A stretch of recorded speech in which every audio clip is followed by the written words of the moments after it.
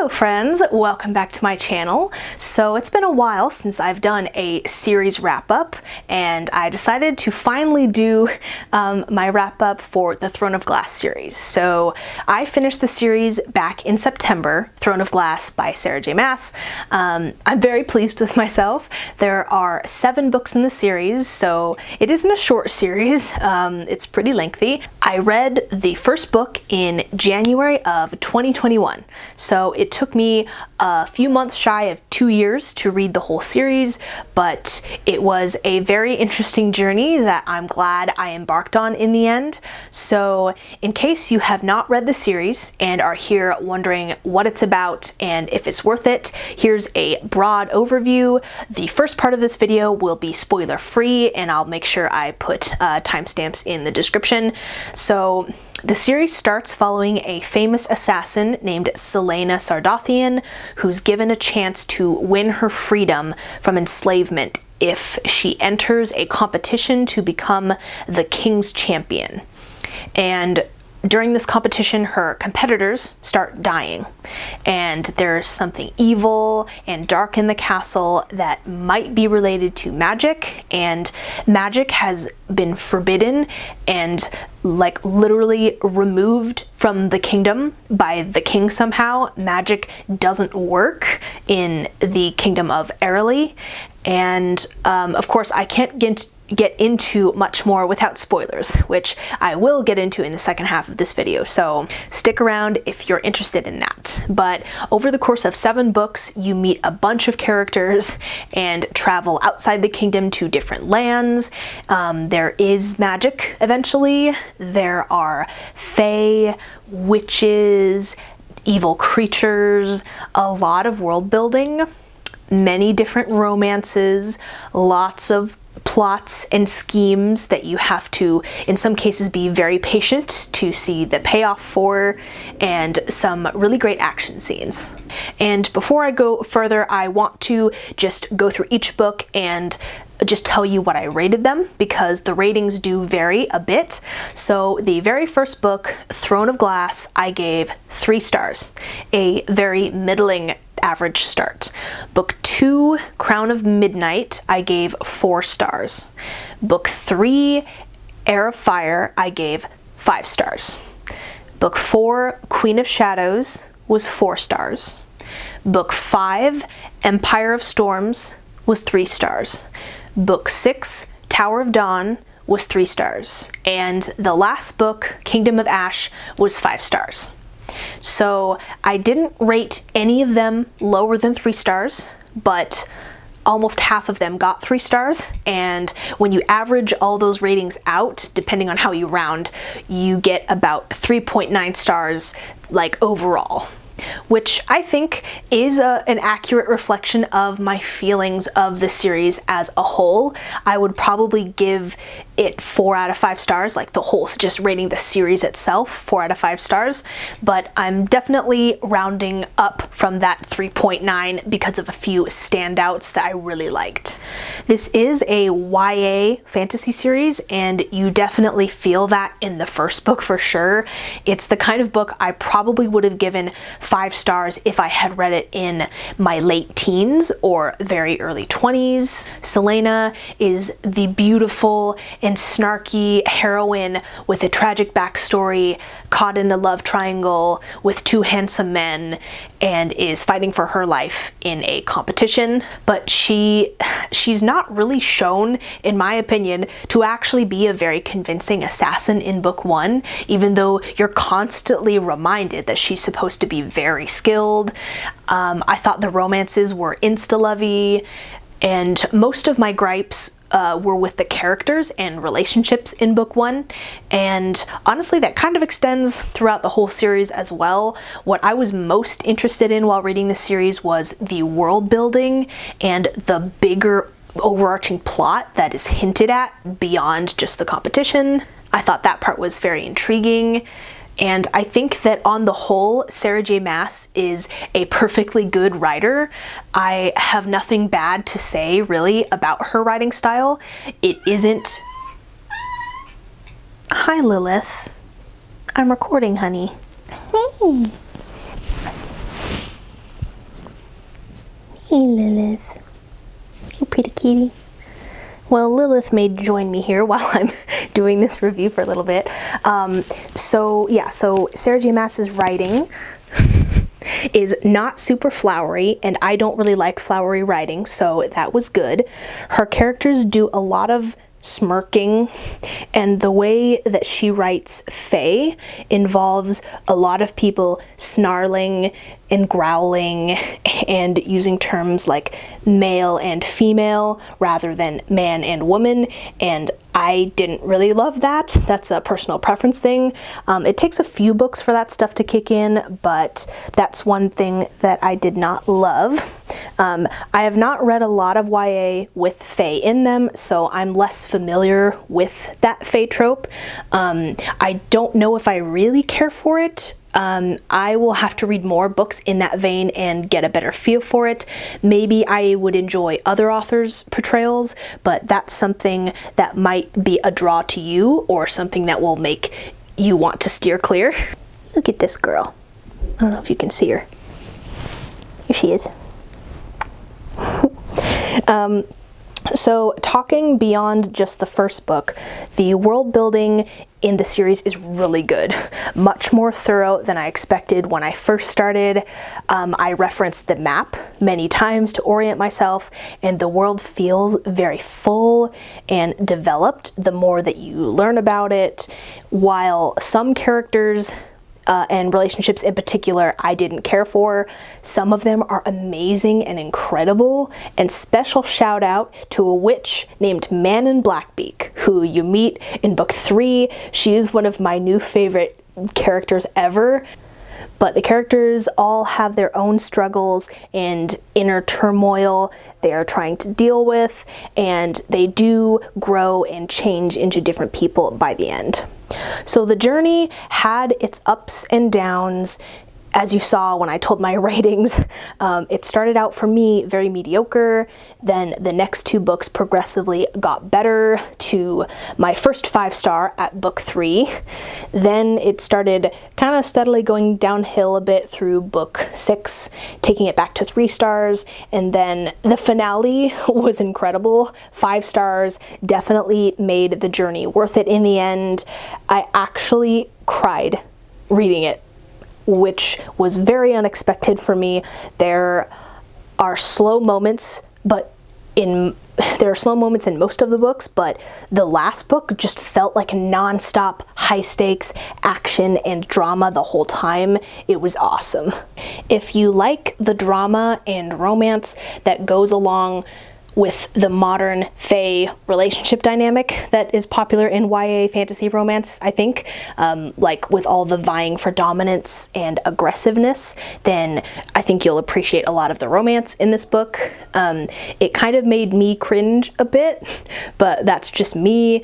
There are plenty, all right. There are plenty of moody, like emo characters.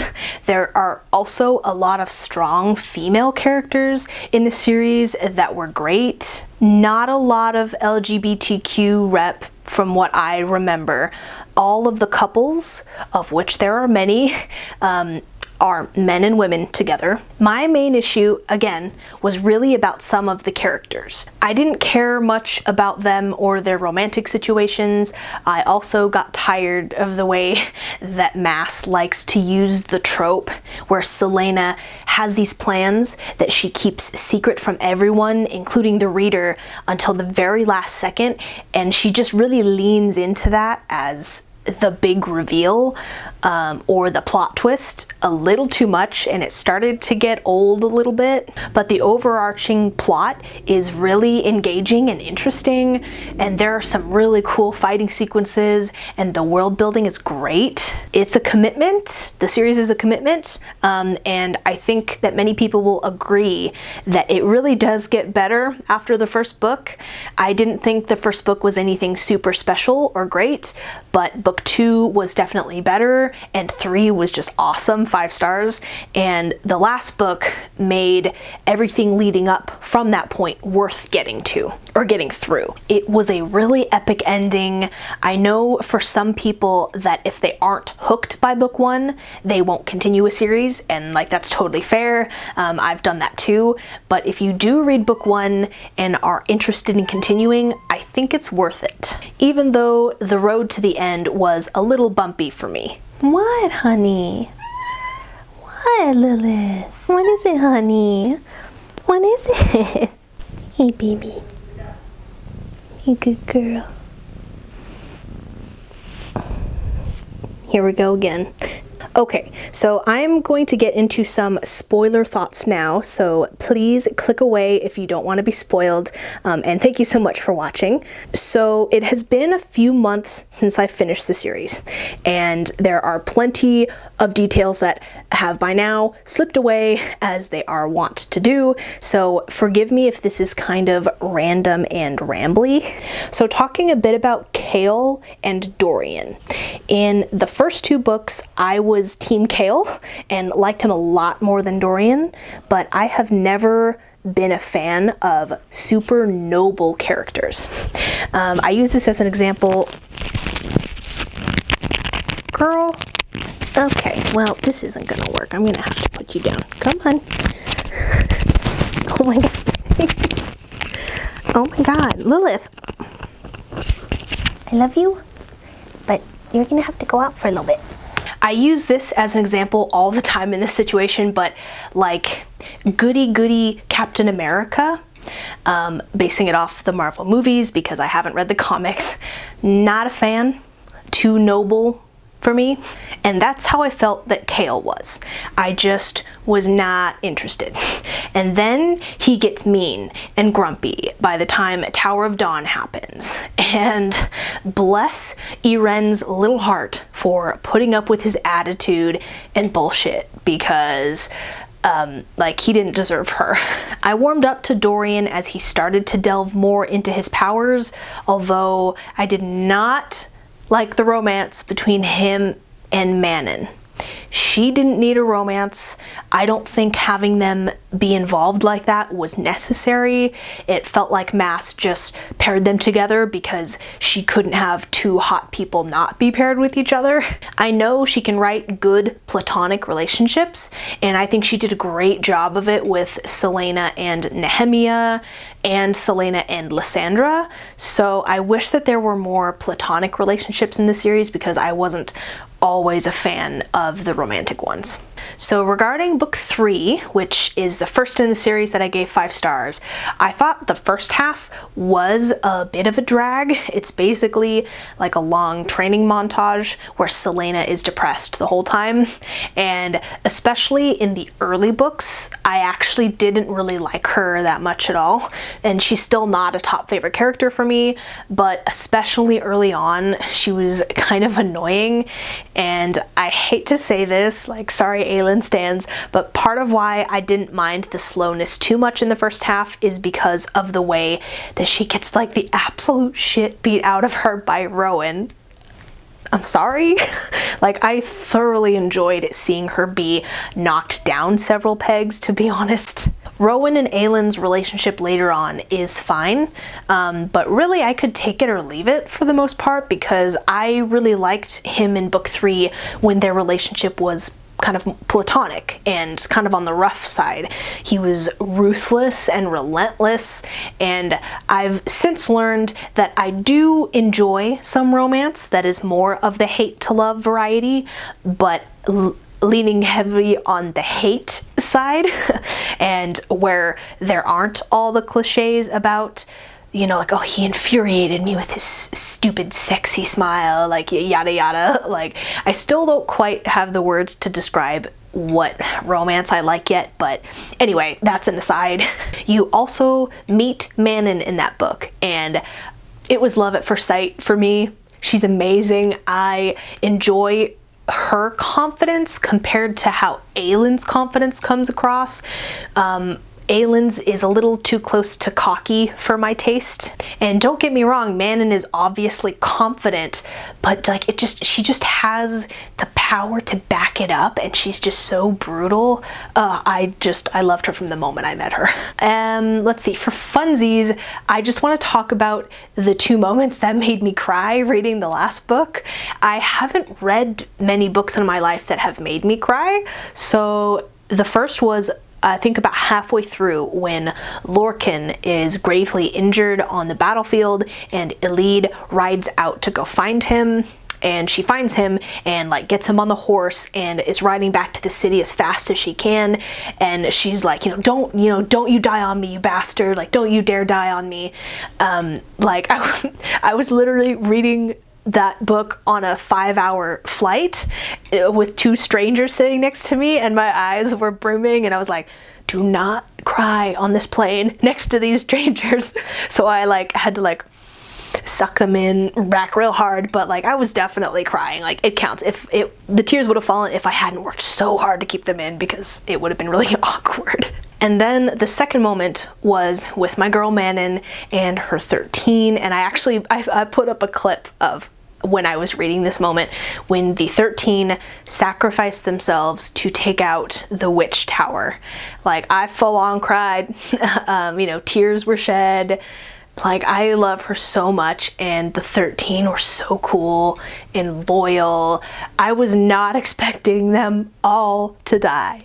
Like I was expecting some of them to die for sure, but not all of them, not like that. Manon is my girl. I love her so much. And again, yeah, I was not particularly happy with the Manon-Dorian pairing a lot of the time. I don't think she needed a love interest, and she's a strong, independent woman who don't need no prince. I'm actually okay with maybe their relationship being mostly physical, kind of more lustful than actually romantic or emotionally invested. And it was kind of like that, but I just don't ship them romantically. Dorian is definitely more interesting later on in the series, and I like him more than Kale. But yeah, that's my opinion on that. And that's kind of what I can think to talk about. If you want to check out more of my thoughts, kind of spoilery thoughts, I will leave links to all of my Goodreads reviews of these books down below. I am really happy that I finally finished the series, and overall I would say it was definitely worth it. I enjoyed it, and I plan to read A Court of Thorns and Roses by Sarah J. Maas in February, actually. You can't really see them, but they're actually up here. I have the first 3 books. Hopefully I enjoy them. I know, as my understanding is that it is more romance heavy than Throne of Glass, so I'm holding my reservations for it and gonna see what it's like. I know it's super popular, so I'm finally going to undertake that, and I do hope that I enjoy it. I'm gonna go in with an open mind, and I hope that I do enjoy it. I know one of my best friends, it's like one of her all-time favorite series, and it means a lot to her, so I really hope that I enjoy it, but we'll see what happens, because I have my own tastes, she has her own tastes, and sometimes they don't always overlap, so we will see, because I really enjoyed Throne of Glass, so we'll see how A Court of Thorns and Roses goes. So thank you guys so much for watching. It's been a long time again since I've done a series wrap-up, and I will hopefully do another one with the Nevernight Chronicle, which I just finished the series today, and I really enjoyed it. So anyway, thank you guys so much for joining me, and I will see you guys in my next one. Bye!